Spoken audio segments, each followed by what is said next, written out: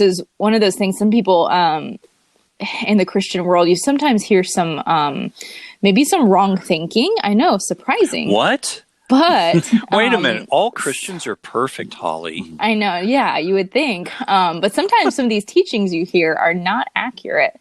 And it is possible to get outside of what you would call the will of God, and maybe, maybe puts too many things on your plate than you should have. But contrary to popular belief, he was still in it, and he still helped me through it, and we still got out the other side, and he was still with me. So it's okay. But I learned a lot from it, and one, he was still there through it all. But two, I learned it's a lesson on simplicity. And it's a big theme in my life now. The church that we're a part of, that's pretty much one of our main themes is simplicity. But just the idea of it and sticking to it. It's funny. I actually read a book, and one of the chapters is called "Simplicity is Not Simple." Well, that's true too. Yeah, because it's almost like the idea of your garage. Everybody would like a clean garage or basement or whatever. Yes. Where all the things are, Yes. I mean, like ones with flowers and fireplaces? Yeah, sure. Oh, okay. Just checking. And big junk. Flowers. Wait a minute, hang on a second. Junk? You see, I got... Oh, see, you angled it. Perfect. Well, yeah. Look at you. Yeah. I didn't do that at all. Mine's perfect over here. So, of course. Yeah. Do you find that putting margins in your life is something that you now think are really, really important? Yeah, and it's important, and you have to intentionally do it. It doesn't happen that way. And that's the idea of the garage thing, is if you just leave it alone, you would think that, it's just going to stay perfect. You keep it clean, you organize it. It's great. Now, don't come down here. Don't go in the garage. It'll stay clean. No, it won't. Like somebody will put something in it, dust gathers, junk gets in there. And so the idea is that you have to actively keep things simple by cleaning out things and by analyzing your life, on a regular basis and saying, are all these things good? Are they too much? I mean, all the things that I took on recently were good things. They were great things, but it was too much. And so getting rid of it was hard. I really loved some of the things that I had to drop. And I hurt a lot of people. I hurt a lot of feelings. I made some people mad. So it was a hard thing to go through. And I'm still feeling the ramifications of, people being upset and all of the things. But it's like I have to do what's the best for me and keeping that margin there. And it's you have to work at it. It's not something that just magically happens. So in the end, do you feel that what you did was, for lack of a better phrase, being obedient to God in organizing and structuring your time? Absolutely. Yeah. So it's like, I've done the right thing. I'm good by God. I'm not really concerned what other people think. No, I'm not, because I know I made mistakes by taking on those things. So I'm sure, some of that's my own doing, but, God will take care of them. I'm not worried about that. It's just, kind of what I have to do. And like you said, it creates margin enough to where now I can actually, read some books, do some things that I need to do to pour into my own life. You have to take care of yourself. Otherwise you're not able to do anything for other people as much as we would like to. Yeah. So. There is some debate about whether or not we are to hold back and keep time for ourselves as opposed to just giving all for God to the point of exhaustion. Yeah. There's a lot of, discussion back and forth on that. No, and I wholeheartedly disagree with that, just because, look at the idea of the Sabbath in the Bible. I mean, God put that in there from the beginning. That's a very good point.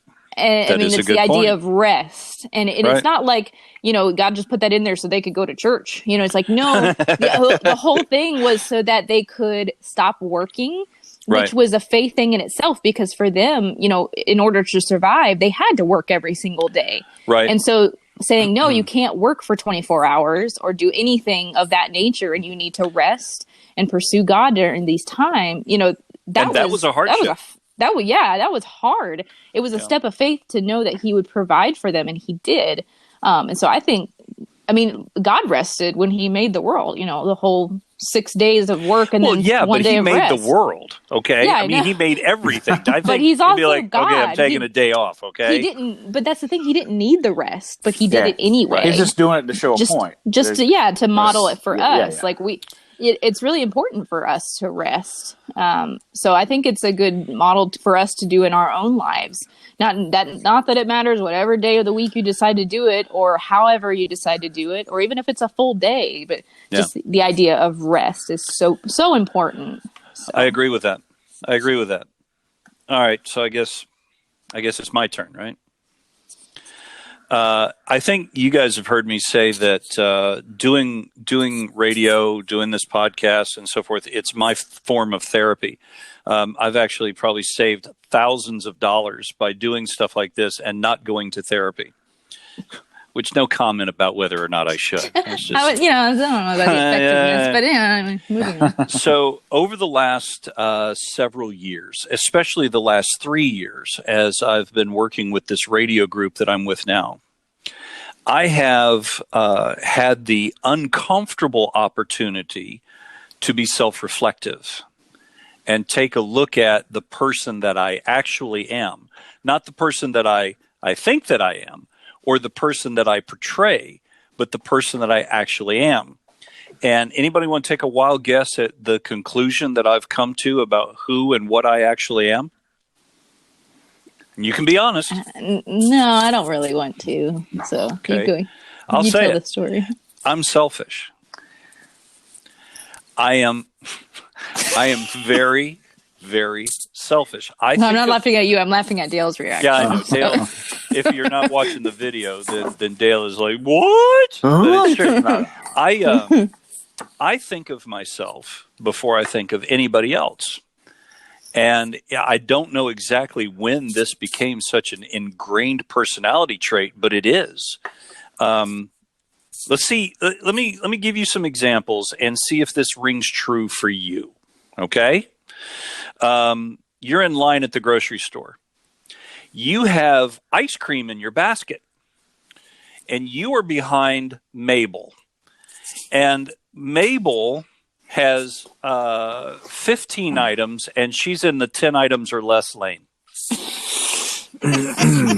Mabel is pulling out of her wallet 15 coupons, 8 of which are not for anything that she's got in her basket, 3 of which are expired, and the rest are all wadded up to where you have to spread them out in order to see what they are.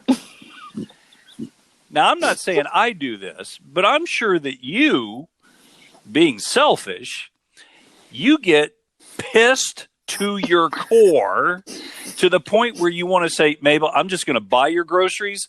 Move along. I don't think that's being selfish. I just think that's human nature. No, it's being selfish. Well, then everybody has a tad of that in them. Well, I agree. And that, you know what? That actually is something else. So here's one more to see if this resonates with you. You're going down the highway. You are having a great time. You have got to get to your kids' Little League game. You've got to get to the PTA meeting.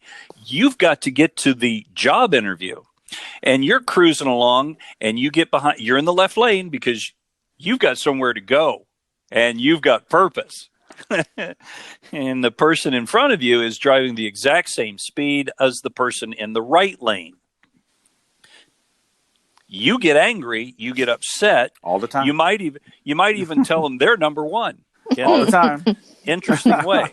Okay, so here's my theory about why I get upset. I'm selfish because these individuals are not behaving in the manner that I think they should behave. Like, you think they're self-unaware, though? Like, they're not paying attention? Perhaps. They're clogging the road. Perhaps. Or they're just keeping people in line in the grocery store? But the point is, they are behaving in a way that's fine for them, but they're not behaving in a way that I find acceptable. That's what makes me upset. The root core of that is, I'm being selfish. And I have found that this is actually the root of almost everything that makes me angry or upset. When I'm listening to politics, okay? You are not believing and conducting yourself the way I think you should.